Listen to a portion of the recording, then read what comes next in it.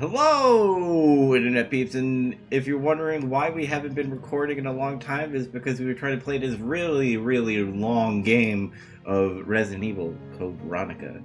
And I, I think they called it X when they remastered it for the PS2, pretty much, or when they released it for the PS2. That's right.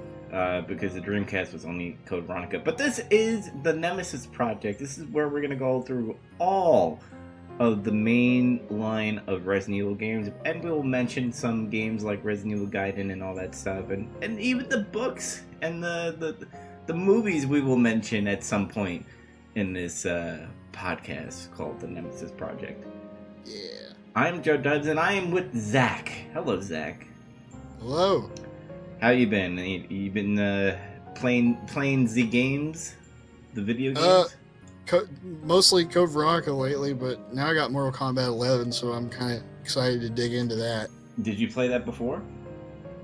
Before we recorded, I mean? No, I didn't get to. Yeah, because I had to mow the grass after I got home. So. And I had to have that Wendy's, that ginger food. I love that too. But nice. I've been doing a project in my room. I bought a new desk, which I just tapped right now. I don't know if you heard it. I got a new 4K TV to my left on a brand new entertainment system, and I hooked up my Nintendo 64 on there, and it doesn't look half bad at all. Huh, that's good. I mean, I'm still gonna get an one of the old tube TVs. CRT. Yeah, CRT. I almost said RTC, whatever that fucking means. RCA. Yeah, RCA. That's. I had one of those TVs back in the day, back when I played some Metal Gear Solid. But yeah, I've been busy organizing my room. I have now a bookshelf that I can put my games and my books. It looks like a normal room and not all messy where it's just hanging off of nothing. Everything's on the floor. So, and I've obviously been playing Code Veronica. I've been playing it on the PS4. Whatever they have in there downloaded. I think that was Code Veronica X, if I remember. Yeah. And so we're gonna get back into this because this is the final part of the birth episode of the Nemesis Project, and then we're gonna go into the rebirth next episode with Resident Evil 1 Remastered and Resident Evil 0. So be prepared for that. Let's get into the prison portion of the podcast here, talking about the development of Resident Evil Code Veronica. It released on Dreamcast first, if I'm correct, right? That's right. And not too much talk about it. They were just pretty much saying that PlayStation was supposed to be the ones with the numbers, like Resident Evil 1, 2, and 3. Anything that was on a different console that they were talking about is supposed to be a side story. So there's a debate on whether Code Veronica is part of the main storyline. And I consider it part of the main storyline, but other people believe that this is just a side story. But it's like they're still talking about Claire finding her brother. So it makes sense that it's still a main storyline. I think Capcom themselves officially recognize this as a side story game. Really? Yeah, and I think they do the same thing to Resident Evil 3 somehow. Mm-hmm. That's just how they see it. Like, I can see why, at least in the case of Code Veronica, maybe, because it kind of doesn't have as much to do with Umbrella mainly, but at the same time, it features main characters in it. So I don't know. Yeah, they pretty much talked about how like Resident Evil 3. They technically called this Resident Evil 3.5, which I find hilarious, and I'm like, that still doesn't make any sense. And you know, there was a lot of talk about Resident Evil 3 using the same resources that they had in the second one, with the outside stuff that was there. There was like crates and barrels that were used in Resident Evil 3, with Resident Evil 2 and 3. So, this being a side story, it just somehow it didn't count on the main storyline, which again, it doesn't make sense to me. But if Capcom's thinking that way, that it's a side story, I guess it's kind of like the Cloverfield movies, the one with John Goodman.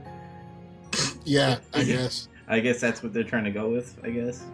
I wouldn't put too much stock into, because Capcom recognizes it, then it's the word of God kind of thing. Because that's kind of like Konami. Konami was like the same way with Silent Hill. It's like, oh, well, this is a Silent Hill game.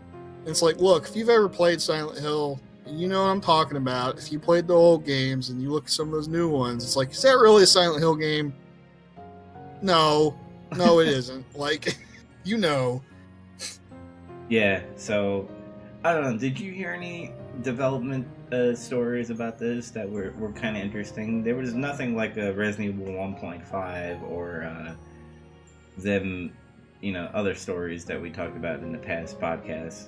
Did you find anything interesting? Yeah, I dug up a few tidbits actually. And yeah, none of it's like on that scale in terms of like, oh my god, they like rebuilt the whole game or anything like that. Mm-hmm.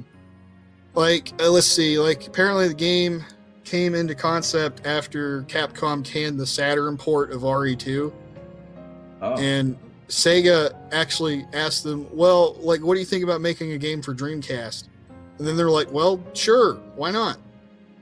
And that's kind of how they ended up coming up with Code Veronica. That was the start of that. Mm-hmm. And by the way, there's always that rumor that Code Veronica was always intended to be the real Resident Evil 3. That's not true. I don't know how that got started, but apparently that is not the case. Why did people make those rumors? Like, just because?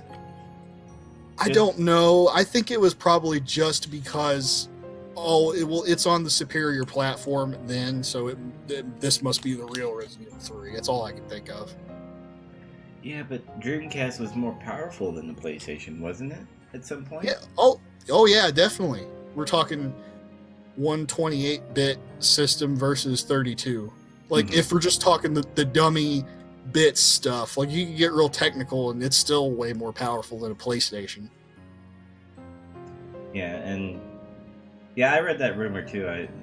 I guess I was mixing up with the assets that they were using in Resident Evil 3 and then Code Veronica, which was a little bit more better on the graphical side, and I mean, graphical meaning smoother models, and they didn't have pre-rendered backgrounds. I think it was all live rendered. Yeah, it was all full 3D. Mm-hmm. So that was pretty good. Yeah, other than that, there was more variety in the monsters and stuff that they added, which we'll get into later in the podcast. But any more development news? Yeah, I got a couple other things here. Cool.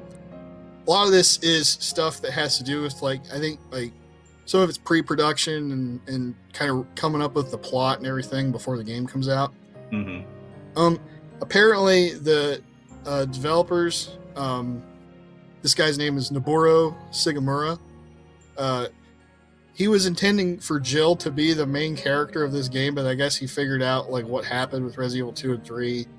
Like, all 3, they're going to use Jill, okay. And then it was when he learned of how Claire was in Resident Evil 2, he decided to change that and make her the main character. I suppose she's the main character. Her and Chris. But yeah, it was supposed to follow up on the, like, what you read in Chris's diary in Resident Evil 2, how, like, he's going to Europe, so, like, Jill would be in Europe doing her investigation and whatnot. Mm-hmm. But that changed. What's funny about, like, Raccoon Police Department and the STARS team, it's like, since our police system is all fucked up, we're just gonna go investigate this shit in Europe. Let's go. And they wasn't that new company, it started with a B, that Chris joined? BSAA. Yeah. Was that in the diary, if I'm correct? No, I don't think the BSAA formed until, like talking in the canon, like sometime before Resident Evil 4 happened, I think, Mm-hmm. officially, like maybe a year or two. But which supposedly Resident Evil 4 takes place in 2004. So, but like the thing with the stars is they don't really explain this that well. You only learn this through like kind of lore digging. But apparently, stars is like a national, like kind of like elite police organization. Mm-hmm. So it's like SWAT team for the world.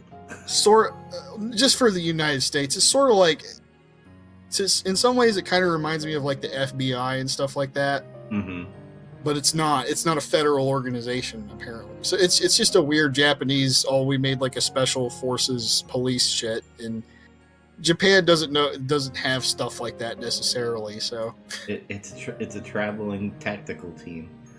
yeah, so it kind of makes sense that they would go on and do their own thing or whatever. They have that training and stuff, so it's whatever, fine. Mm-hmm. And the other thing I had.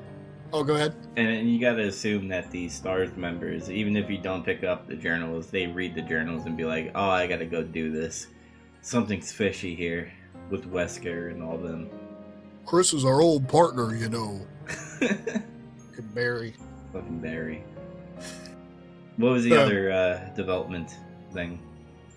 Okay, this has to do with the story as well. Okay. Apparently, they had kind of the story running where they were going to play on how Umbrella's founders were tied to like European nobility and stuff. Mm-hmm. And the Ashford twins, Alexia and Alfred, were originally going to be called Hilda and Hilbert Kruger. And What? they were German. Yeah, they were German. And their grandfather, who helped found Umbrella, had ties to the Nazis. He had ties to Nazi Germany. And then, like, there was going to be, like, Nazi symbolism and shit like that in this game. And then apparently, thankfully, some people on the team were like, this might cause a problem when we release this in some European territories. Mm-hmm. And, like, specifically Germany. They wouldn't even be able to fucking play the game. They'd have to go in and censor it because that shit's not allowed. Yeah, they would have to put that eagle Yeah. in place of the SWAT sticker. Some of that stuff I think is still left over though. If you look real closely at some things like the family crest kind of looks like kind of Germanic, and then there's the thing with the Lugers, and there's all that military memorabilia and stuff like that, like in the mansions. So I think some of that stayed. Well, I think they were just like, we need to have creepy Nazi stuff in here because this mansion is very German. So they were like, let's just leave these assets in here. Honestly, nobody would know. I think that this would have made the game even cooler if they kept it. But because, to me, I guess to Americans and stuff, it's not really a big deal. Because Especially in my for that mind, time. Yeah, in my mind, it would remind me of things like Wolfenstein and stuff, like things that kind of just use that as like a backdrop. It's just something to add a little spice to the setting, kind of thing. And this is going to sound maybe off the wall, but this game is pretty much off the wall anyway. But it would have been funny if Nazis were still in the game somehow, and the zombies had Nazi helmets and stuff, and you would fight these super soldier tyrant Nazis. My God, he's going full on Nazi with it apparently. Yeah, it would be interesting, and I mean you're killing them, so it's not like you're playing chess with them and high-fiving, so... Yeah. Only good Nazi's a dead Nazi, brother. Yeah. Damn straight. Any more development news, or that's pretty much it? That was pretty much it. The rest of it was pretty smooth compared to a lot of these other games, so... Yeah, most of the news that I found about the development was just like, oh, we needed to add this, we needed to add that, things needed to be longer and different. And I was like, okay, cool, just your typical news, nothing out of the ordinary. Yeah. But let's get into the comparing of Code Veronica to the last three, Resident Evil 1, 2, and 3. I will say one thing, and you brought this up before, that they they took out dodging and they kept the quick turn, pretty much. Why among other things. Yeah, why would you take things out that were so good in Resident Evil 3 and be like, fuck it, I don't want this in Code Veronica? I don't know, especially because both games were being developed at the same time. So it's like they could have swapped notes. Mm-hmm. The only thing I could think of is they were either not paying any attention other than trying to not copy or mess up the story, or the director. Yeah, the director and all the people who call all the shots didn't want it. They wanted it to be different somehow, or they just didn't like those things, so they didn't put them in. Whatever. Mm-hmm. What was different in this game is that the enemies like to respawn after you kill them all. So yeah. So if you're used to, clearing a room and going, oh, thank God I don't have to deal with these enemies anymore. Think again, buddy. You're gonna fucking fight them again and again, and if you go into the moth hallway and pick up a blue herb, because you're definitely gonna get poisoned because the moth is gonna lay eggs on you, and with these eggs, gross. You don't know when they're gonna hatch. They could hatch, the moment you leave the room, or an hour from now, or 30. I'm being exaggerating. About like 10 to 20 minutes from now. Mm-hmm. And if you don't pick up those blue herbs to get away the poison, you have to go back in that room because there's no blue herbs for a while, and you might just get more eggs on you. So it's not just that either. It's like you'll clear a room full of zombies, you'll come back a little bit later, and there's more zombies. Or there's Bandersnatches, which can be kind of annoying if there's more than one. Or there's those stupid robots that spy on you and cause a hunter to spawn somehow. Yeah, what the fuck was that? Like, that makes no sense. What happens if, what happens if one of their soldiers by accident, gets the alarm off? A fucking hunter's gonna, kill him? I don't know. Apparently, HCF, whatever the fuck this company is that Wesker works for, doesn't have soldiers. Because I don't see any. Mm-hmm. It's just him and a bunch of hunters with, little drones, apparently. And how does this hunter, is there a cage above the area that just releases them? Do they know where to go? Or are they trying to say hunters know where to go when the fucking alarm goes off? I wasn't ever really under the impression that you could give them instructions or something. It seemed like they were just something you let loose and it just killed things. So, this is kind of confusing to me, too. They do seem weaker in this game compared to, the others. You don't take as much damage from them. They seem to take less damage. So they could be, weaker. So it could be that they made a breakthrough where, we can give them really basic instructions. Yeah, and I don't know. The Bandersnatch, I dig that they tried to think of something new. But why do they have Dalsum fucking arms? Yeah, that wasn't really... They never really... That's something this game kind of lacked a little bit compared to others. They never really tried to explain some of the monsters as much. I mean, granted, there weren't very many unique ones. A lot of them were made by accident, including a Bandersnatch, because apparently a Bandersnatch is made when they try to make a tyrant and it fails. Fucking bastards. Pretty much, that's what they are. Pretty much. So it's like, this was fucked. Let's put them in a cryopod. Maybe we'll use them to kill people later. Yeah.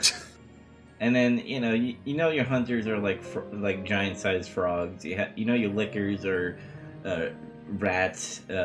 Zombies a zombie. But a Bandersnatch?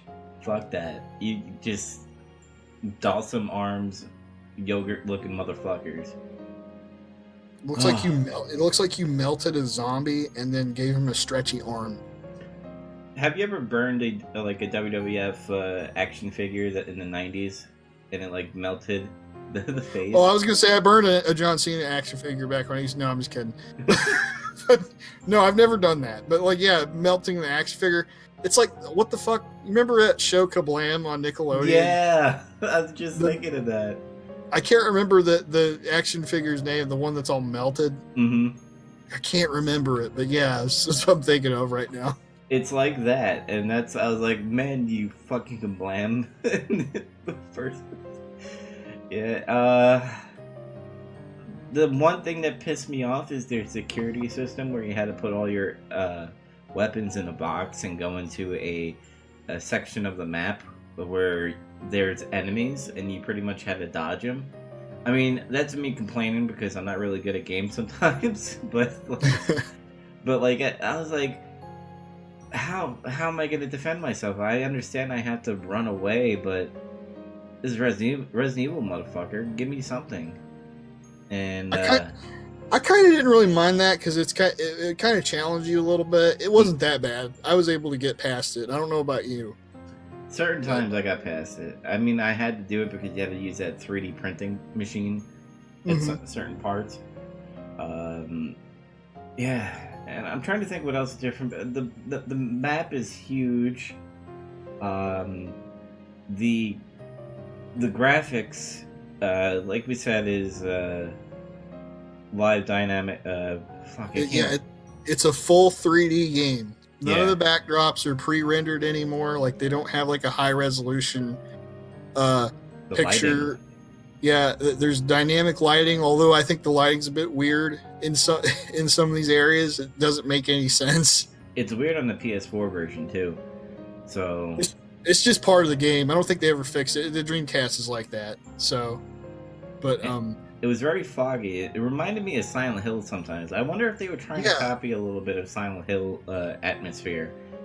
I don't think so, because if you know anything about Silent Hill's development, you know that they made up the fog to kind of mask the PS1's deficiencies in terms of like rendering draw distance, so that it made a creepy effect. It was something that unnerved you more because you couldn't see ahead, but it also just made it to where, like in some of those early 3D games, it's like, what the hell? The graphics just stop. So you don't see that now because of the fog. And it also can help frame rate and whatnot. So I think they did that probably to help the frame rate a little bit in Code Veronica or something. Just make it easier for the game to run. And they might have hide some stuff that they, when you mess something up. I'm trying to think of an analogy here. Like you're drawing a picture and you spilled some, soup or whatever you're eating on the picture, and you just have to like find the color to blend in whatever you spilled on your drawing. I feel like that's what they did in Code Veronica. Like something was out, like noticeable, so they're like, let's put some fog in there to kind of like blur out that spot that we can't really talk about. Yeah, I think it's more just to help with just the resources the game's pulling, kind of make it run smoother. Other than that, I know that because of the fully 3D environments, they have it to where the camera isn't totally fixed anymore. It's still mostly fixed, but it can kind of follow you, like it'll pan and it can kind of sweep a little bit, and it kind of gives the game a little bit more of a dynamic look. Yeah, like an example, like if you remember in the old games, like if there was like a dead end and that camera couldn't go in that section, and you're pretty much shooting off camera. In this one, if there's like a dead end and a little section, the camera moves with you to go see. I just bumped my microphone. The camera moves with you to go in that section, so it sees what you're shooting at, rather than shooting blindly, which is good. Sometimes you still end up in spots where you shoot blindly.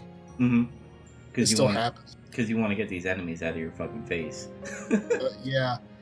Then, other than those things, the only other thing, these are minor, but they're mostly gameplay things. There's the addition of dual-wielded handguns, which, yeah. It's cool at first. You're like, yeah, man, I'm shooting dual wield, just like Halo. And then it's like, this came out before Halo. I know. I'm just using an example for the little kids. Okay. What other game had dual wielding during that time? Was this the first? No, like GoldenEye on N64 had dual wielding. Oh, and I think Max Payne had dual wielding too. Well, GoldenEye is like predates both of those games.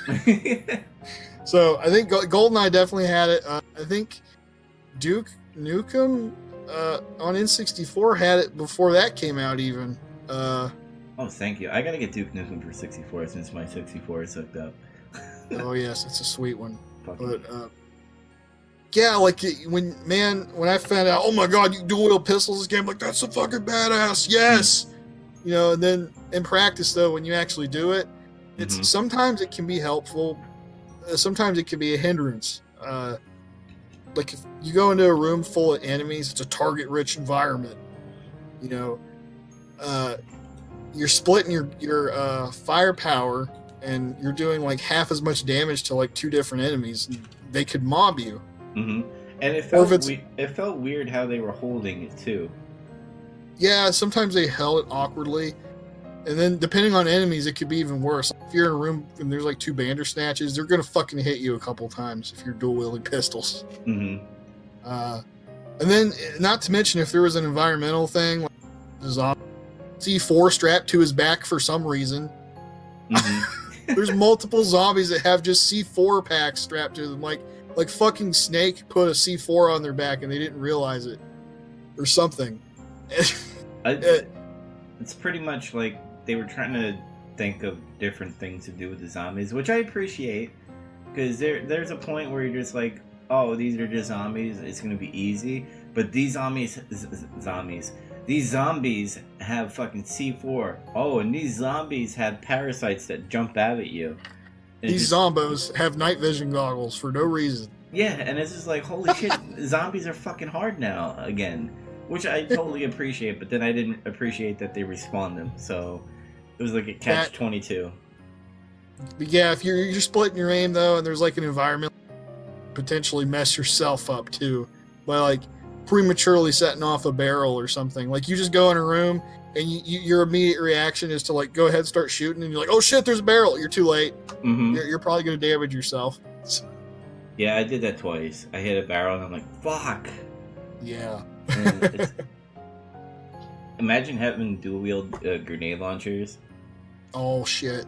Beyond dual wield magnums. Oh fuck, dude. There's Barry Burton when you need him.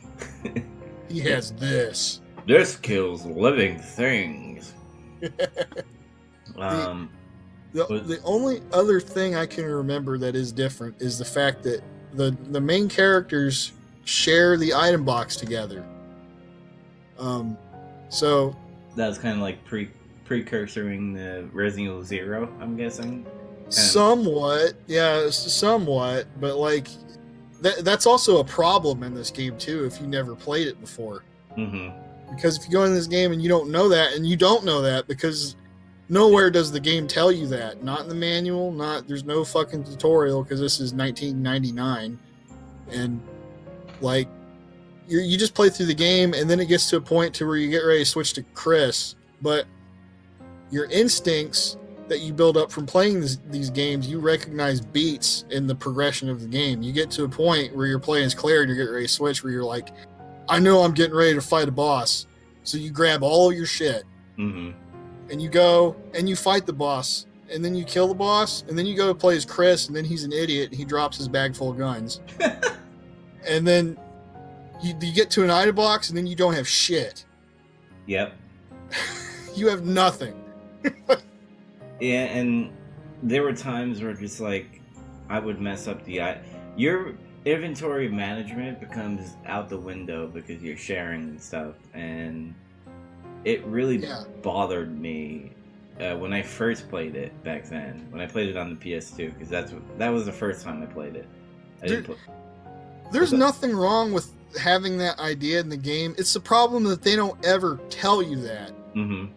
You don't ever know it. The instructions don't even tell you about it. So the first time you play, you're going to make that mistake. I don't know. It felt like they didn't really think it through all the way, and yet you can fuck your game up potentially by just because of that. Yeah, because there was a part where Zach never got up to the part where he met the mini albunoids. I, by accident, ended up in the operating room where albunoids started raining on me, and he never got there because this map is so fucking confusing to the point where we both had to get strategy guides. He saw it on the magazine for Dreamcast, and I had to go on fucking Game Facts to go, where do I go? Why am I lost? Like, if you play other Resident Evil games, when you got lost, you go, oh, I mean, I can go look at a strategy guide, but I could just backtrack to where I came from and, you know, go through a different door and find your way. In this one, you could backtrack to another part of the area, but still get lost in that area where you just still don't know where to go. You'd be like, oh, that door's locked, that door's locked, that door's locked. But this one's open, but you're still going through the same area. And then you find out, like, on the other side of the map, there's one door behind a pillar. And you go, Yeah. oh, that's the door I need to go through. And you don't find that out until, like, literally an hour later, because you're just walking and going through the hallways of respawned enemies. And it's just very time-consuming. Yeah, the level design in this game isn't as strong as in the past 3 games that come before it at all. Mm-hmm. Part of that is, just the planning, like, you know, where they're putting doors, where they're putting key items, where they're putting, oh, I know to interact with this item. Like, I know to interact with this and that. They don't stand out as much anymore because it used to be like in the pre-rendered backgrounds, you could see when you could interact with something because it would stick out. Mm-hmm. They would have like a big light, or there's like a computer and the monitor's on, and I can go fuck with that, you know. Mm-hmm. It was easy to tell when you were supposed to do something. But in this, where it's all 3D, I don't think they really accounted for that. And sometimes you don't realize you're supposed to interact with something. It's you lose your it loses the ability to point that out to you. It's lost in translation. Yeah, and it definitely tappers with the disgust of the game. Again, I still have a nostalgia going, oh, I remember playing this back in the day. It was pretty awesome. Yeah. But as a person, as an adult now that has limited time, playing this game was really, really nerve-wracking to the point where I was just like, I need to take a break. I had to take a break a couple times, but like it was just because of a couple instances that has to do with this game's design in general. Some of the things they do are just like messed up, and I don't understand why they did the things they did. Like going back real quick to the level design, like another thing is in this game, like while it's full 3D and some of the stuff looks good, I do think another thing that's lost is that the environments aren't as memorable as they are in the old games. Like they're not as strange looking, or you know, like the mansion. Everybody knows that you play Resident Evil 1, you know the mansion. You can close your eyes and you can like think about the map, and you just know it. Mm-hmm. And the other areas in the game are smaller anyway, so it's not like they're going to be really hard to memorize. The mansion's the biggest area in that game. Yeah. The police station, everybody knows the police station. Everybody remembers it. The labs in Resident Evil 2. Mm-hmm. Raccoon City is big and sprawling, but you never get confused and lost in it in Resident Evil 3. Mm-hmm. Because everything's really distinct. Like, you know, oh, there's this weird building here. Oh, this is that area where like you're kind of like in a weird square. Or there's the police station. You know, there's landmarks to go off of that are like really distinct and you can remember them. Yeah, but none of this is very remembering. It's kind of like, do I go here? I don't know. Yeah, like that's a lot of the environments in this game are kind of bland, and I don't know if it's because it's in 3D or it's because of just the design. Like they didn't think to try to jazz it up more. The only areas that are real memorable in this game are the ones that have to do with anything that's in like a mansion environment, like the palace on Rockford Island, where you first encounter Alfred, is memorable. Mm-hmm. And then their little mansion on the hill that you go to is memorable. It's also creepy as shit because there's like a giant doll Can we mention hanging from the ceiling for some reason. Yeah, there was a lot of creepy moments to the dolls, the paintings and stuff, and the weird incest that was happening. I don't know that it was incest or not, but it was weird. It was highly implied. Yeah. You could definitely see that, but to the point where he had to dress up like his sister. Yeah, that's a whole other deal.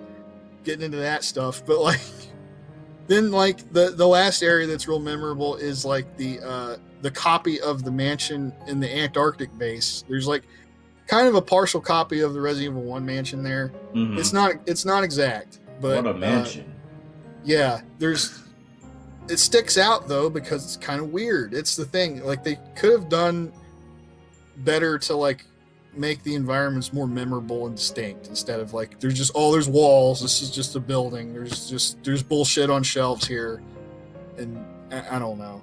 Yeah, I don't know what else to compare about this game. I think we hit all the high notes of it.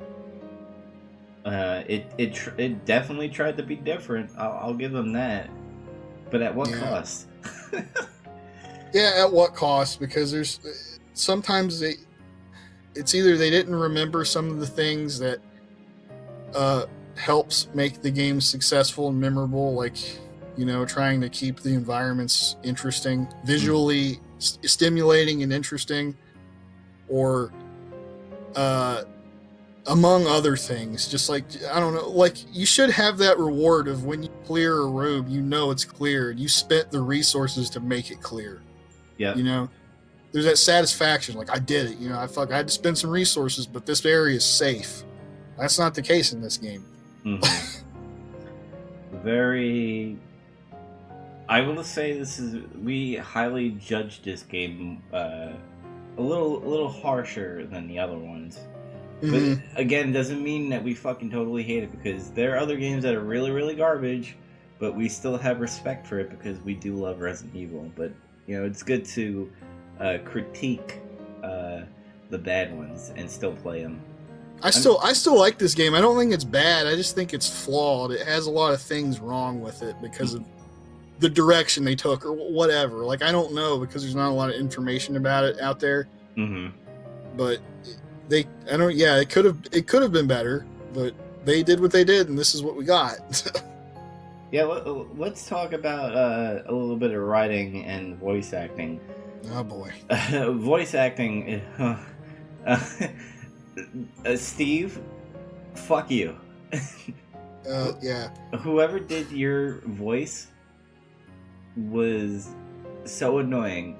And I don't know if they were trying to be like a WWE heel, where, you know, like they try to be annoying on purpose to kind of be hateful, but he was so... Every time there was an interaction with Claire and Steve, and to the point where the bad acting, where Claire kind of started, like, falling in love with him, was weird. I don't really think she ever fell in love with him. It was the other way with her, and it was unrequited. Because she largely, like, didn't get it. You know? Like, she never knew the wiser, really. Well, when he turned into a mutant and stuff, they, like... Well, she was just really sad that he died because, you know, that's the way I saw it, because it was like, he's like, I love you, and then he fucking dies, which is like really funny.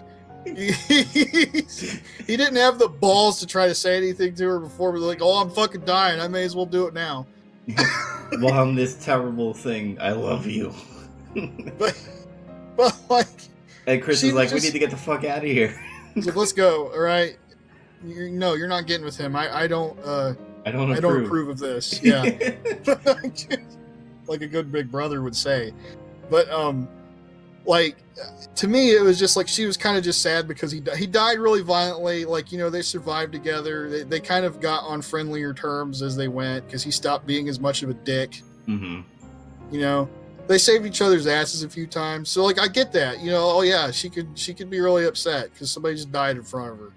Pretty violently. But I don't think she was catching on to him having a big crush on her. The voice acting was just fucking... after 2 and 3, you kind of like, oh, they're kind of getting a little better, and then it's just like Code Veronica. They were just like, fuck it, let's just be campy as fuck in this one.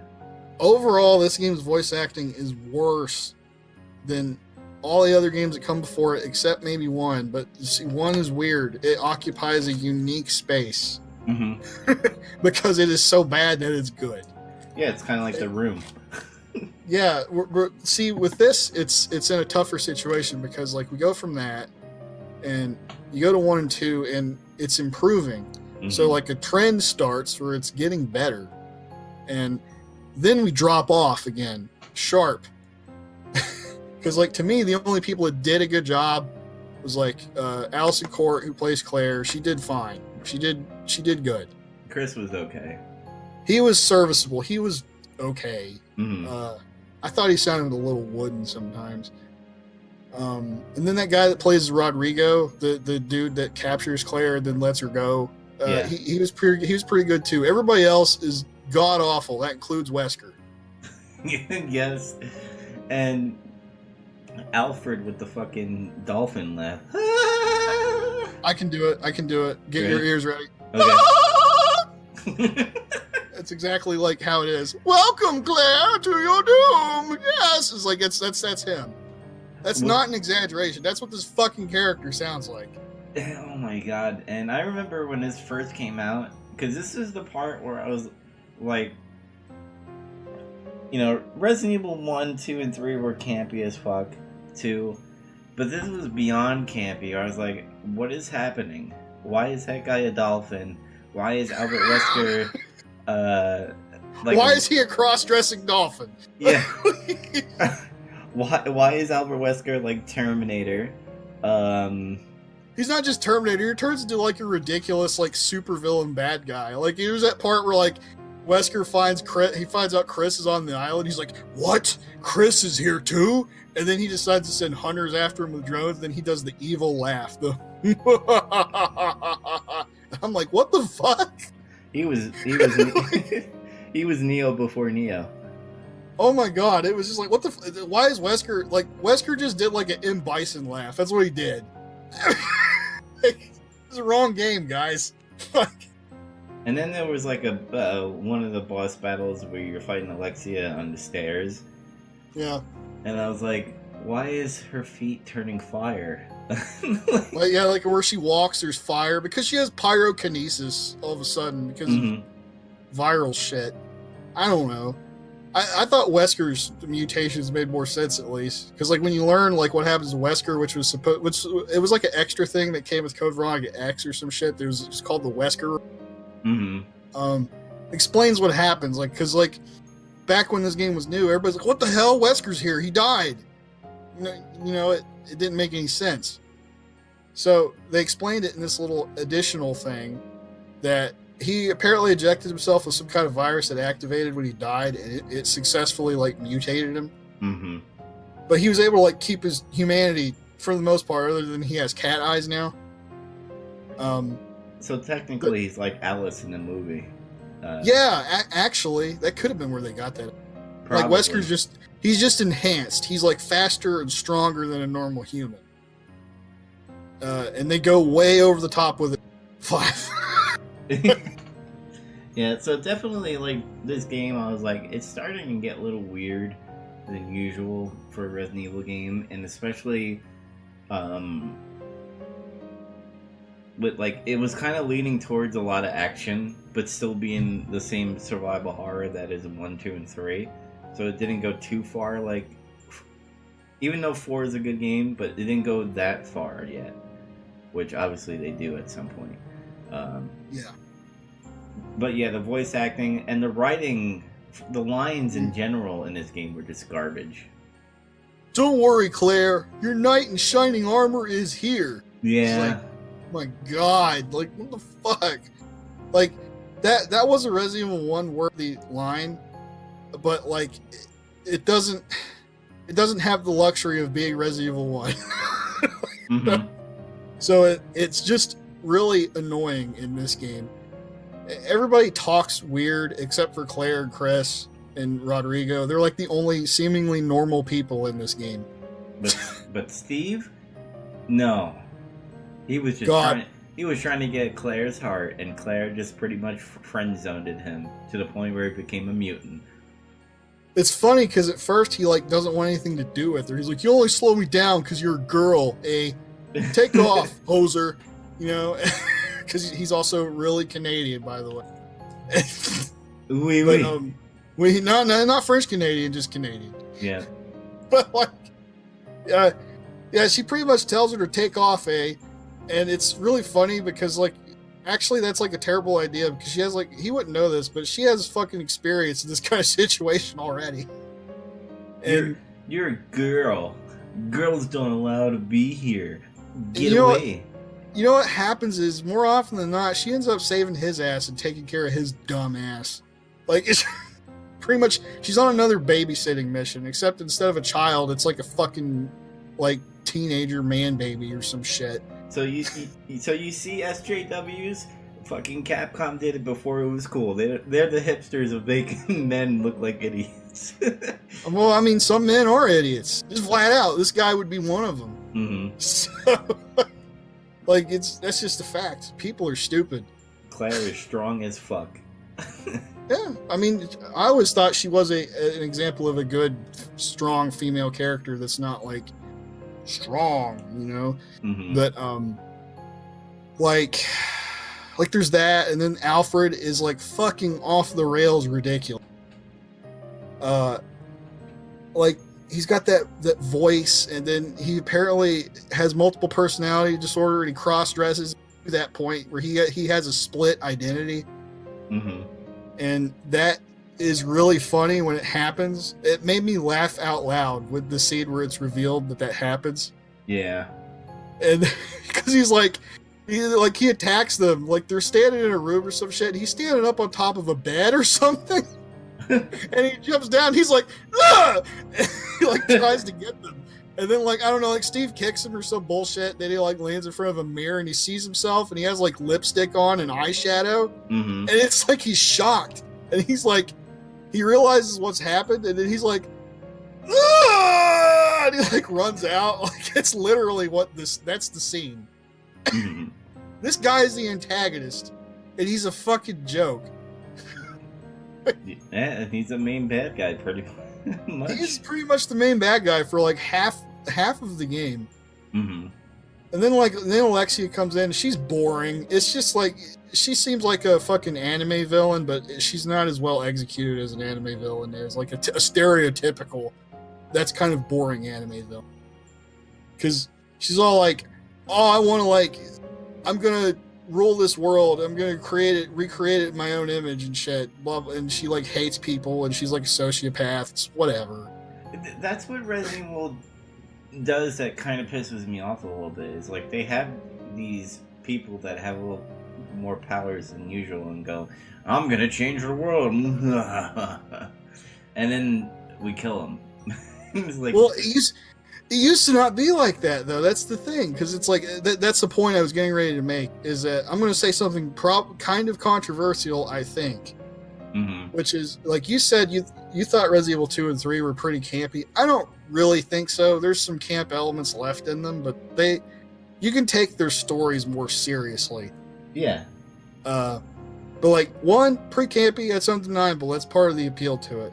And that's mostly just because of the acting and script. If you take that away from it, it's a fairly serious sci-fi horror story, really. Mm-hmm. Like the files and stuff that comes across in that. 2 and 3, solid, real solid. They're getting better. Code Veronica is even campier and silly than what Resident Evil 1 is, by far. Yeah, that's pretty accurate because, you know, after all those games and how they were getting better, for them to, like, for example, sorry for bringing wrestling in again, it's kind of like bringing, NXT. They're doing really great with those wrestlers, and then they bring them to the main roster, and then they become like the Viking experience. They goof them up somehow, yeah. Yeah. But it's really weird to see that happen. Like now that I'm playing it with I don't know, a critic. Not I don't want to call it jaded, but I've experienced a lot more things in my life now. Mm-hmm. And You've seen some shit. I have different. Yeah, I've seen some shit, brother.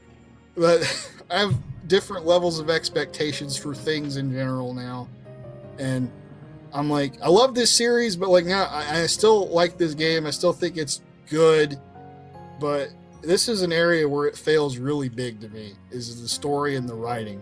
And the story is what makes the Resident Evil games really good, in my opinion.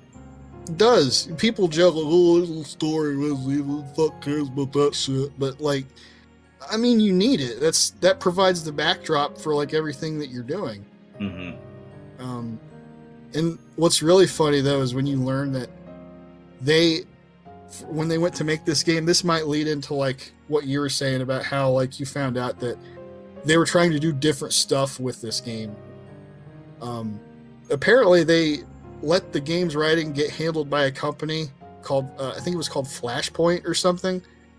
Okay. And their whole purpose was did like professional script writing for games that would improve video game story quality, excuse me. And when you hear that, when you read that, and this is legit, and you play this game, that makes zero sense. that's what happened, because it didn't get improved and it didn't feel professional. It felt fucking ridiculous. Yeah, and it hurts it. Like, again, going back to my childhood or teenagehood, whatever. When I first played it, I didn't think about this. Like, I was like, oh, it's another Resident Evil, cool. Mm-hmm. And you just kind of accepted it for what it is. And you got to think, we had more time when we were, teenagers and shit. Like, we could sit down till 7 a.m. in the morning and try to beat it.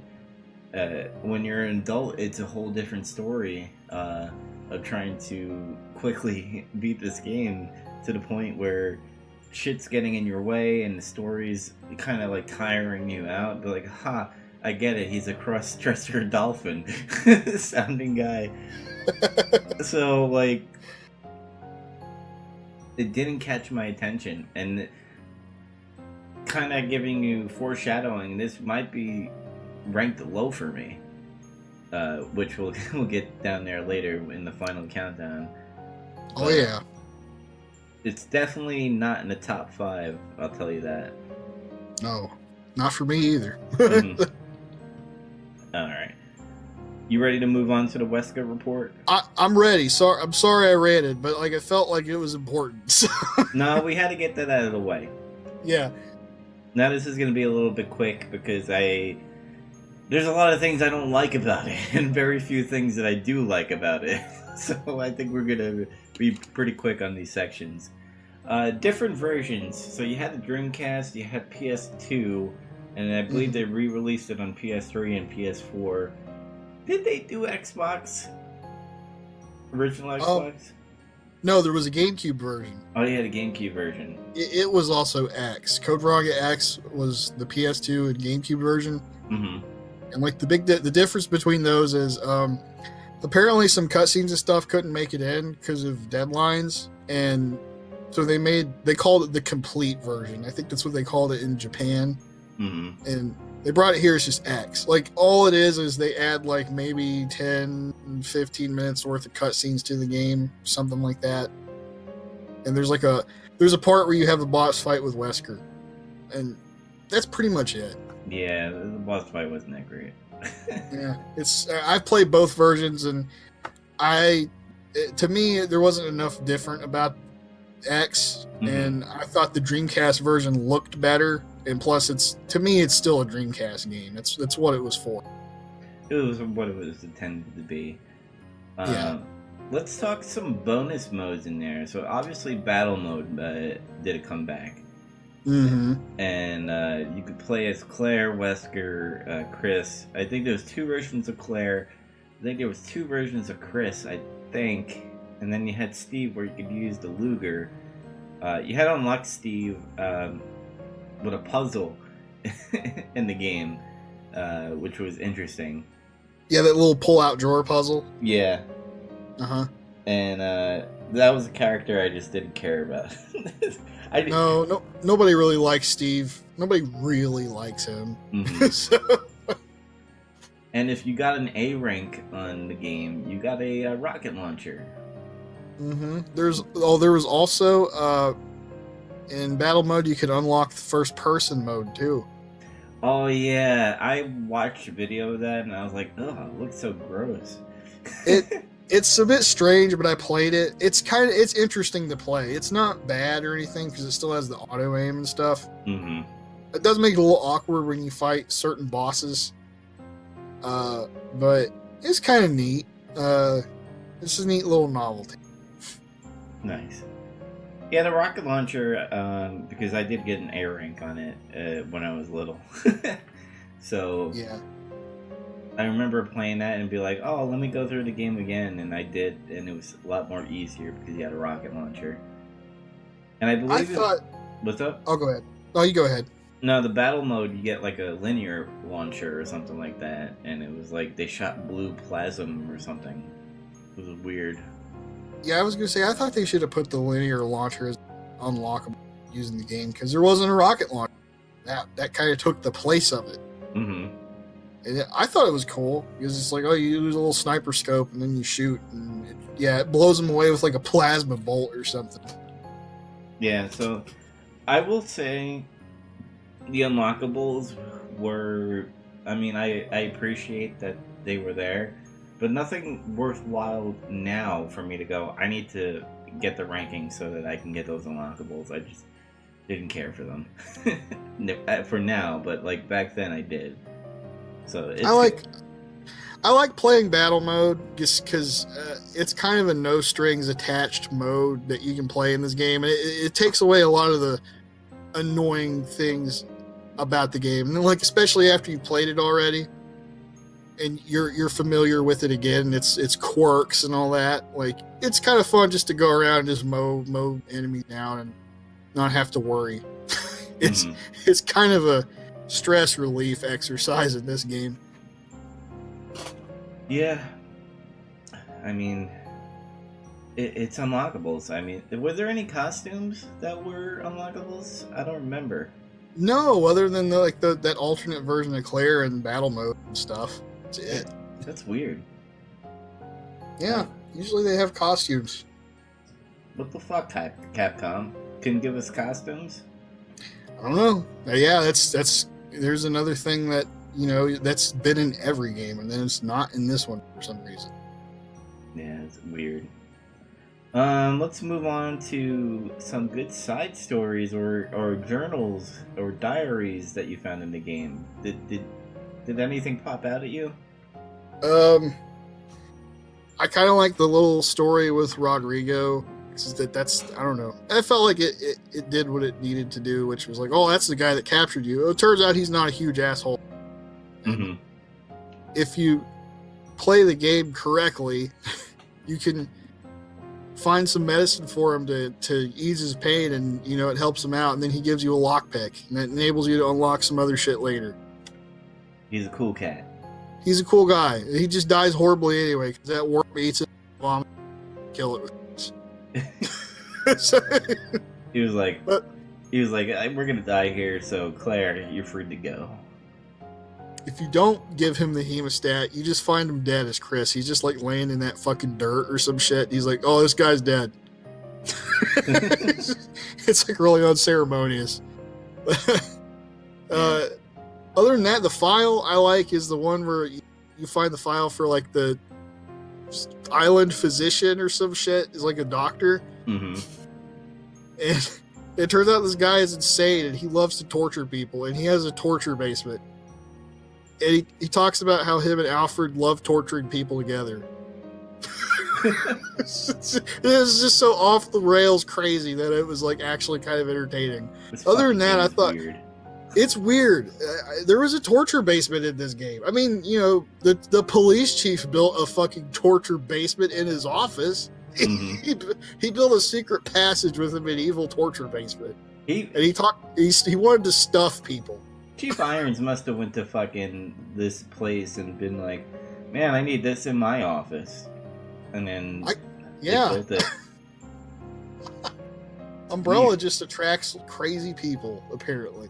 You damn fucking straight about that.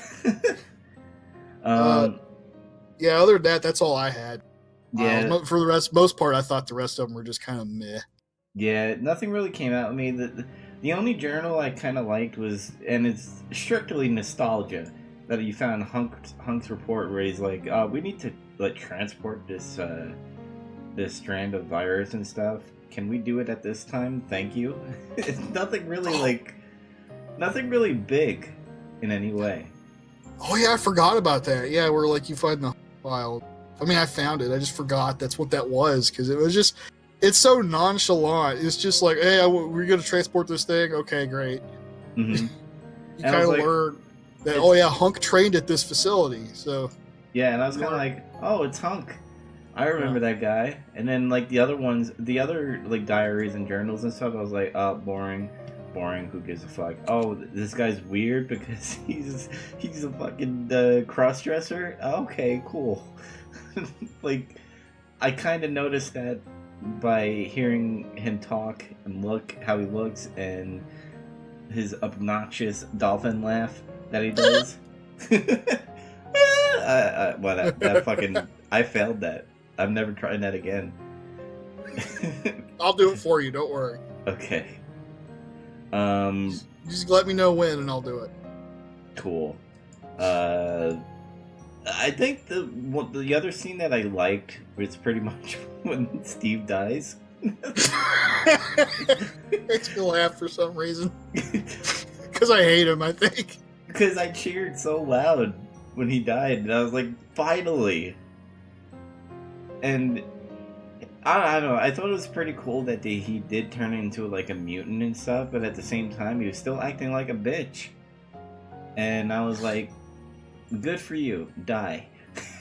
You get out of my game. I don't want you here anymore. And then I was like, thank God Chris is here to guide Claire out of this whatever relationship that is happening right now. Because she does cry. And I was like, why are you crying? This is, yeah, I don't know. You gotta go with Cleon all the way. Another person you literally met today, and you just care like, you've seen them for like 5 years. Look, he was amusing to her at best. Mm-hmm. Like annoying at worst, amusing at best. Yeah, just terrible. Terrible. Alright, let's move on. Personal stories. Do you have any personal stories about this game? This game really made me want to get a Dreamcast really bad, besides like Sonic Adventure. Mm-hmm. Like those two games were just, it put a burning like sensation in my soul. Where I was like, I must get this system for these games. I have to do it. And I think that, yeah, the Dreamcast was the first system I bought with my own money. The first one.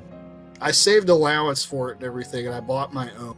Because my dad refused to buy it because he bought the Saturn, and shortly, like just a year or two after he bought it, the Saturn died in the U.S. Mm-hmm.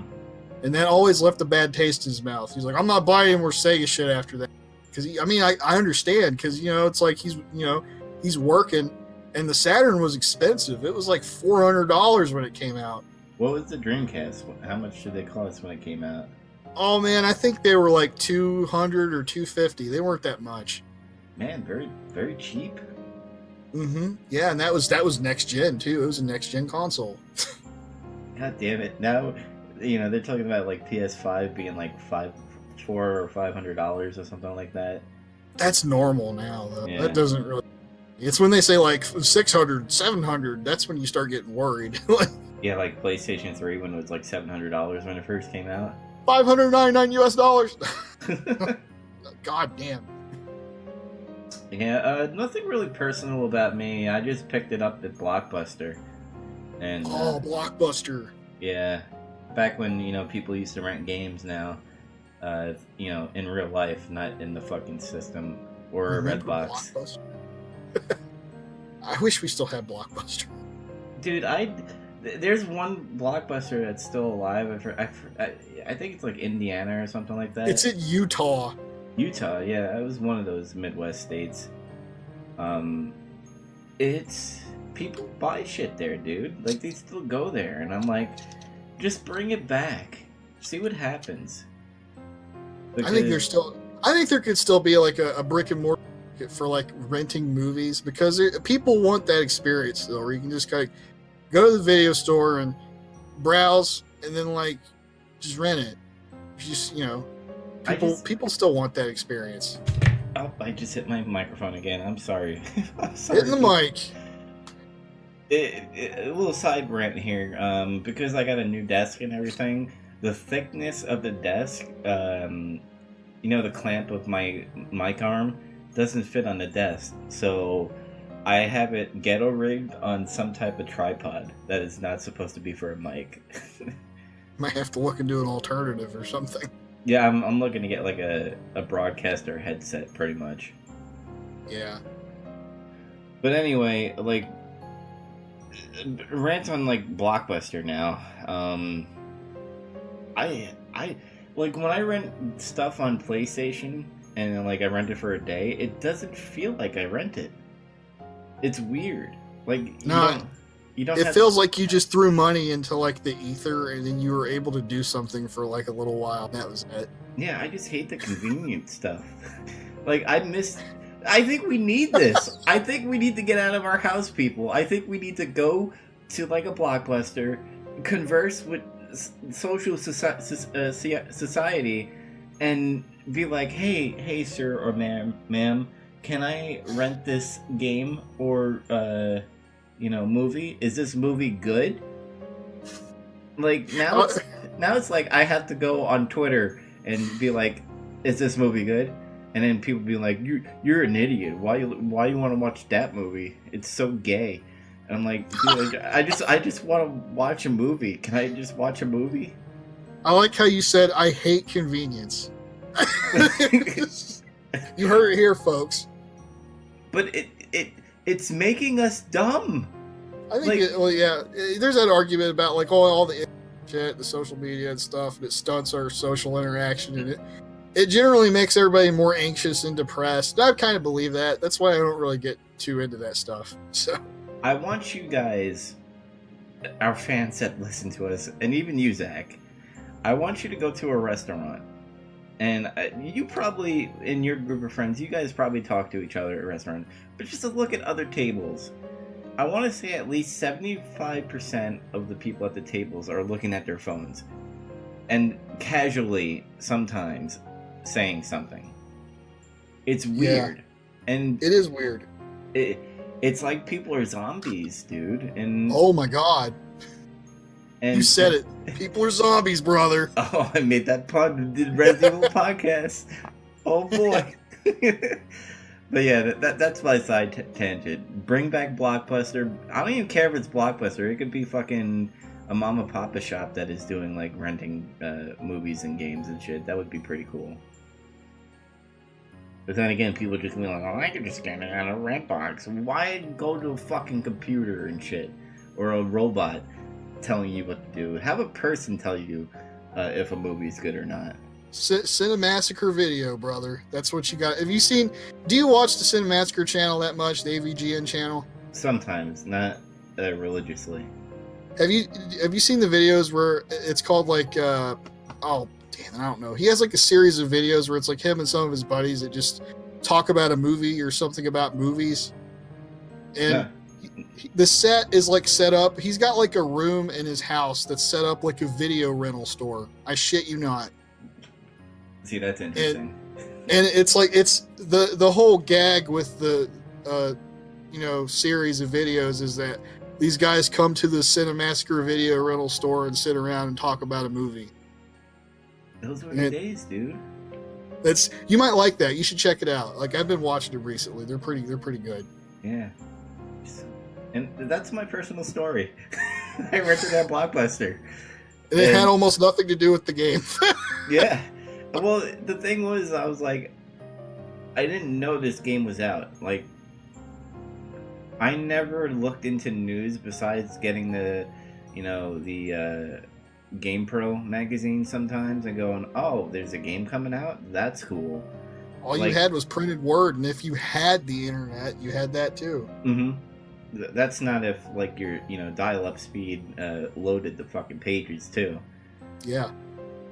So like compared to now, where I know everything that's happening in the gaming industry at my fingertips, compared to back then, I would just stroll down the gaming section of Blockbuster and go, oh, this is a new Resident Evil. Let me go check this out. And I rented it and I played it and I actually extended it. I had my dad go to Blockbuster, or you just held on to it and then they just charged you again. And yeah, that's my story. There you have it. Bring back Blockbuster, please. All right, let's move on to Chris's bags of guns that he drops. The part where Chris fucks up. The Chris curse continues. So this section is we're gonna kind of do a lightning round because it's pretty much we went through a lot of info in the other sections, so this should be easy to answer. Who do you prefer to play as, Claire or Chris? Probably Claire, because I like her anyway, but she had a slightly better weapon loadout, just slightly, because Chris gets the shotgun stuff. Claire gets the shotgun's nerfed in this game, by the way. Oh yeah, it feels like it does less damage, and then for some insane reason, I don't know why, you can't blow up zombies' heads anymore. Yeah, I noticed that, and I tried to do that when I played again, and I was like, why ain't this working? It's like you'll aim up, you'll do the aim up trick to shoot them in the head, and it still makes the sound, and gore flies out, but their heads are still there. It almost feels like a mistake. I've heard they've made the zombies harder, wherein you shoot them, and even though you shoot them in the head, they lunge forward to kind of like attack you.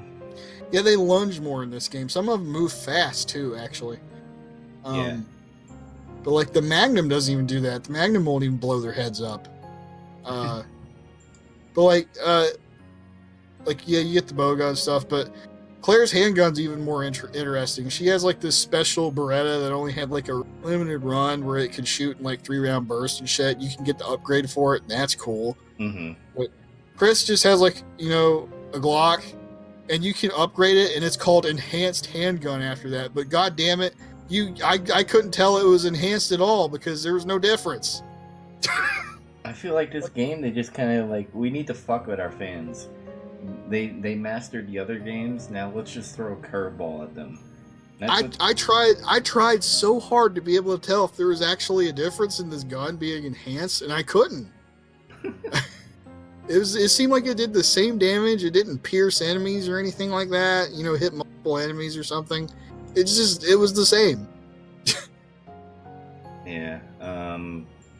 So you prefer to play as Claire, and I'm gonna have to agree with you. I also like playing as Claire. I don't know what it is about Chris Redfield in this game. I just didn't care for him, and I thought he was ditzy because he fucking dropped a bag of guns, and he was just like, literally, this is the game that would be honored in this political climate, because Claire is pretty much the strong, independent woman that is strong as fuck and smart as fuck. Just, we didn't care about it back then. Yeah, that was normal back then. If you had a good character, it was just a good character, and that was it. So Claire was a good character. Big deal. Yeah. Plus, she was designed better. You know what? Chris looks weird in this game. He almost looks like his face is like made out of a potato, and then they like put the facial features on it. It just looks strange. Like, even when you're on the press start screen, the splash image, he looks weird. It looks like he was like a burn victim or some shit. I think Capcom just didn't know what to do with Chris. Decided to redesigning him every fucking game. Re-putting this, I mean, he still kind of resembles his original appearance, sure. It wasn't like where we go from like this to like Resident Evil 5, where it's like, oh my god, it's like a totally different character now. Because you had Resident Evil 1 where just like, oh, it's kind of like a blurry face kind of thing. And but you still had that like green vest kind of thing and everything. The spiked hair. Yeah, and then you had Code Veronica, where he just looked like he's seen some shit. Like after Resident Evil 1 happened, he's like, I need to get the fuck out of here. And went to Europe and tried to fight Umbrella. And Umbrella, like, rattled him to the point where he looks like fucking shit. He looks like a bird victim. Yeah, and then he might have been in a fire. And then after that, in Resident Evil 5, he decided to fucking do steroids and punch boulders as a hobby. And they made him look strong as fuck because he has to be the star again in the game. So they had to make him look somewhat outrageous, I guess, or better. I mean, you had Chris in the remake, which was like, I guess, what they were really trying to shoot for in terms of his appearance. He just looked like a normal guy, kind of tall. Like, he looked like he was somewhat in shape, but pretty average looking guy in terms of like, ability or whatever you would think. And then he goes from that to like, Chris Redfield looks like a fucking wrestler now. Like, pretty much. And then Resident Evil 7, where he's like, I work for IT.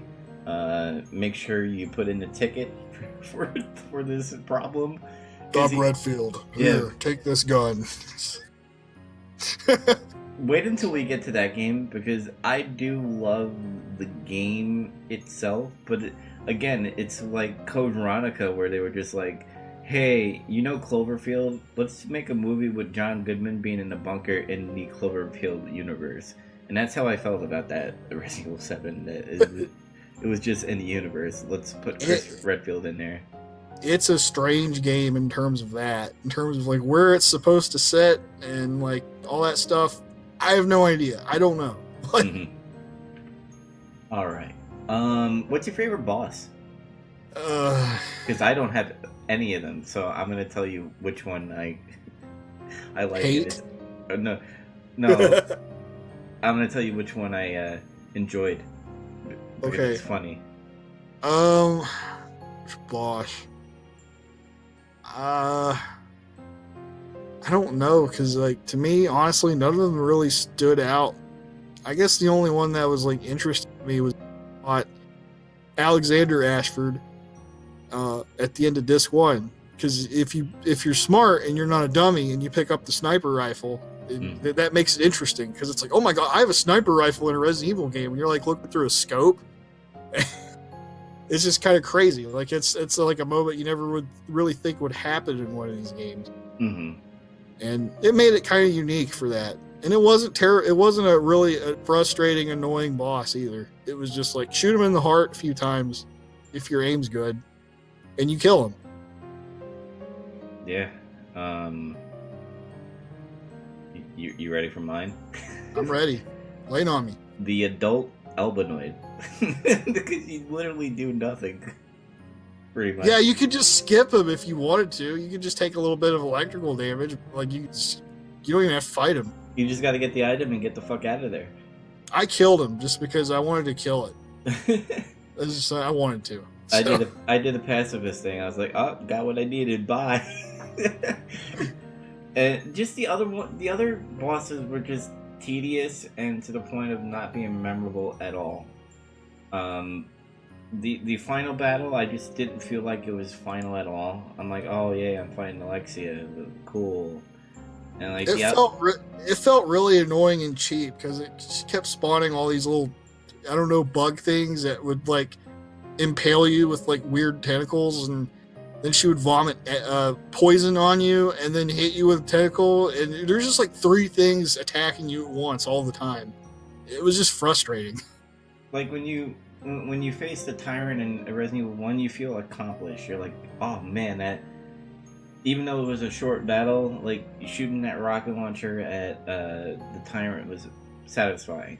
Resident Evil 2, William Birkin, after he was like his final form, like, oh shit's about to go down. Very satisfying. Resident Evil 3, when you're being chased by Nemesis the whole time and then finally being the final form and killing him at the end, satisfying. Alexia, you're just like, that's it? Cool. I mean, I guess.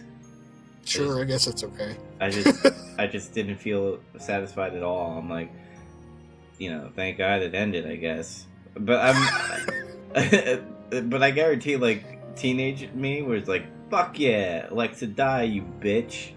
And I probably didn't use that language back then, but yeah, I don't know. Just the adult Alanoid is my favorite boss battle. This game is really weird with the bosses because there's several of them where you run away from, just ignore them. Like the giant worm, that was like another. It's like fucking run around it and ignore it. Mm-hmm. Or the spider, the big spider, when you get Alexander out of the ice as Chris, you can just run away. You don't have to fight that spider.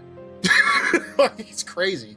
I think this was during a certain time where boss battles became obsolete at a point, because when you start playing games, especially in the late 90s, early 2000s, boss battles became a joke. Like, you had a main battle, but they weren't called boss battles. They were just like, oh, you're fighting this powered guy, and all you gotta do is shoot the fuck me light, and then he's done. And obviously boss battles started becoming a thing again now because of Dark Souls and other games that are out there that are hard as fuck, and I kind of want to play them, but I don't because they're super hard. But they're not hard. I just gotta find a rhythm.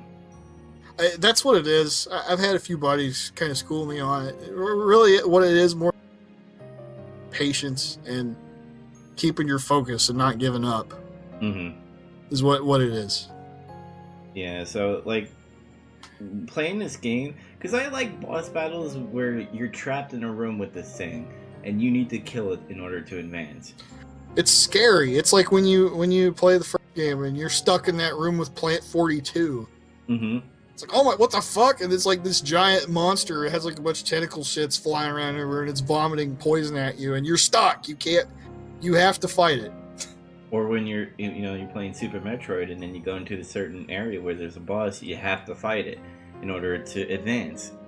This bullshit of being like, hey, there's a boss, you want to be cool and be all tough and try to fight it, or are you a pussy and you just want to run away? But it's like, I kind of want to do it, but this game has been annoying, so I kind of just want to go around it. And I hit my mic again. God damn it! It's abuse. Yeah, I'm beating it up. But I don't know. I sound annoying in this episode because you just sound annoying anyway. Okay. Oh okay. Shit! I'm just kidding. Me and you, WrestleMania in Hell in a Cell. I'll do it. I'm not scared. Me either. I'll jump off like Mankind and then like Foley. You'll become infamous. And I'll cry when I touch the cage later on because of memories. Alright, let's move on. I already said my favorite part of the game is when Steve dies. So, what's your favorite part of the game? Oh man, what's my favorite part of the game?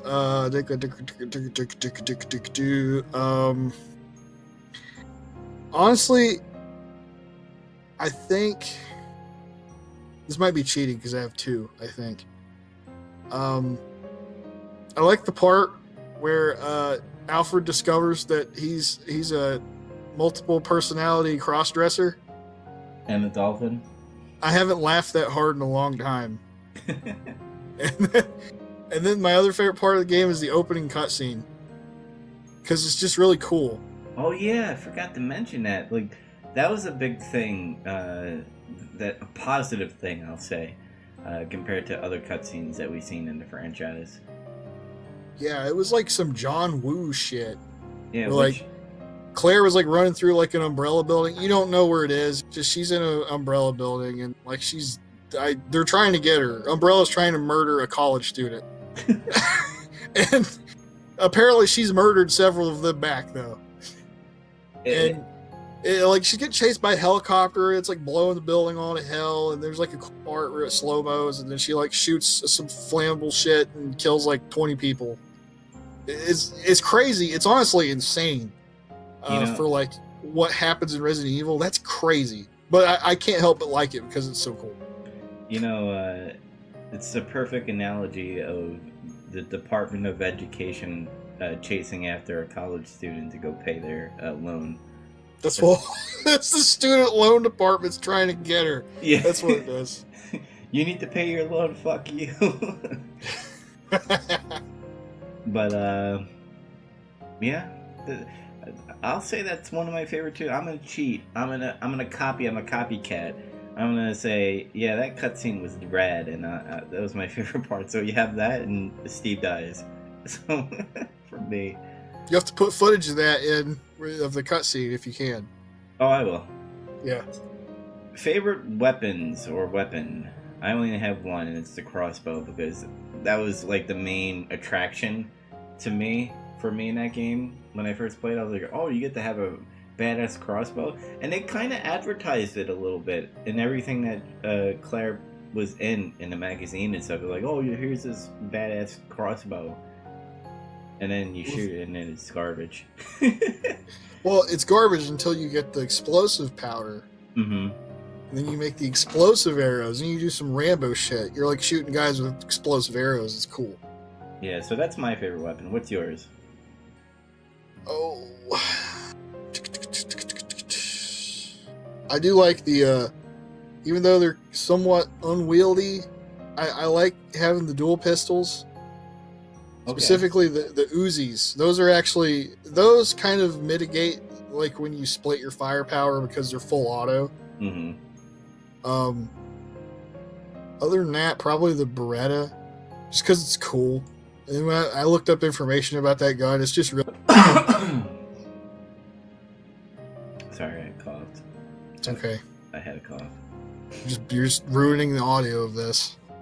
You're hitting your mic, you're bumping your table, you're coughing. I'm just a terrible host, okay? Yeah, weapons weren't that great, and you said before, very nerfed the guns were, especially the shotgun. Shotgun got nerfed bad. The fucking enhanced handgun. The enhanced handgun that is not enhanced. The only thing that changed was that the icon for it was like they angled the gun. Okay. I almost thought for a second it'd be like a full auto Glock because those exist. I don't think the 17 could ever do that, but it was like, who cares? It's Japan. They don't know anything about guns. Jesus. Quick shout out to the knife though, because this was the only game where the knife was super useful until Resident Evil 4. Because, really? Yeah, because you never used it, huh? No. Okay, this game, for whatever reason, the knife works very differently. Oh, that's why you were using it most of the time during your gameplay. Yeah, at first I was, yeah. And then, like, for whatever reason, this game, they made it to where the knife, when you swing it at an enemy, it hits multiple times. It's not just one slash. So it's like, you do the slash motion, and you'll hear the sound effect for it hitting, and it might hit the enemy 4 or 5 times in one swing. It's weird. But the best strategy, I don't remember where I even was from. It might be from one of those old strategy guides. Might have been from this one that I was using. The official Dreamcast magazine, year 2000. But if you slash down with the knife, that gives you the maximum amount of hits in one swing. And if you hit a zombie with it right, they'll fall down. They won't die, but they'll fall down, and then you can hit them a couple more times and they'll die. That's yeah. Weird. And they're great against the Bandersnatches because, like, I got locked out of the crossbow because of that dumb shit we talked about earlier, where it's like, if you don't know, I can't do X, so now because I didn't know about that, I can't do anything else now. I didn't have a good way to deal with the Bandersnatches because the handgun's not great. So what I did was I was like, fuck it, I'm going to try the knife on it. So you run around it and dodge his stretchy Dowsum arm. You slash down. I shit you not. You slash down 3 times on a Bandersnatch with the knife, it's dead. Wow. It's crazy. When your knife is better than a fucking enhanced gun, that's sad. It's crazy. Yeah, I don't know why. This is the only game where the knife acts like this. What are you doing, Capcom? I don't know what they were thinking in this game. It's kind of all over the place. Alright. Final question. What is your best rank? Oh, I don't remember. It was probably like, because like I think I said before, like I probably the last time I played this game was 15 years ago. No joke. 4 years now. Yep. And I probably got like a B or something. Yeah, I want to say. I got an A back in the day because I remember getting a rocket launcher. So Yeah, see, I never did that. I don't think. I had a lot of time back then. So yeah. So that is the little lightning round there of Chris's bags of guns or bag of guns. Let's move on to the final countdown. This is where we're ranking our Resident Evil games from 1 through 13. Obviously, 13 being the worst and 1 being the best. Zac, where do you put Code Veronica? Ooh, let's see. I think for now I'm gonna put it at number 7. Number 7 for Zac with Resident Evil Code Veronica. Now, I told you guys that it's going to be pretty low on my list early in the podcast. I'm putting it at number 10 for now. Resident Evil Code Veronica. And it's pretty much because of the second time I played through it that pretty much dampered with it. I guarantee you teenage me would have been a different story. I would have been probably like, oh yeah, this is a a rad game, but I have a smarter brain now. I have more eyes and I've seen some shit in the Resident Evil franchise, which to the point where I'm like, it's not that great of a game. I mean, It's better than a lot of others though. Yes. And as you can see, it's at number 10 for now. It can go up a little bit for me playing games like Dead Aim and Resident Evil 5. So, yeah, that's pretty much it, guys. We went pretty long because we were a little ranty, and that's good, though. It's good when we're a little ranty here and there. But next episode is the Rebirth episode. This is where they re-release Resident Evil 1 on the GameCube. Mm-hmm. And then, I mean, we could also mention that it came out 1,000 more times for next-gen systems. And then we're gonna talk about Resident Evil 0. That's an interesting game too, with shared inventory and somewhat of a dual characters where you could switch back and forth. So, Yep. I think we're gonna start off with Resident Evil 1 remastered, and then We're doing this in chronological order, basically, right? Yeah.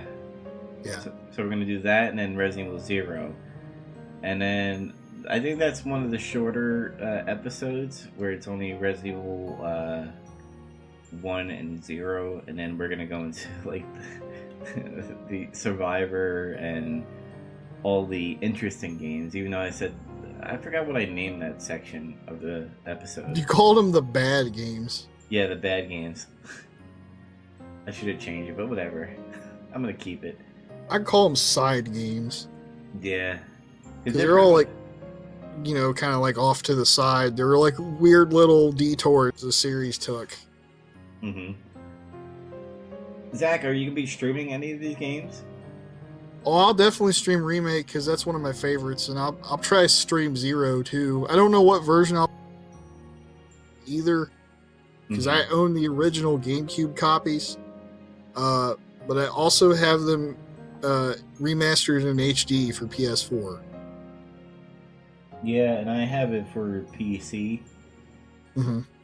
But I also want to, because I'm in the market to get a GameCube, so I might get the GameCube version. That's where I first played it. So Resident Evil 0 is one of my highly rated, even though there's like crappy enemies in that game. I thought It's kind of surprising. Most people it's not. I don't think it's considered bad, but to most people, it's like it was okay. Like, that's how they look at it.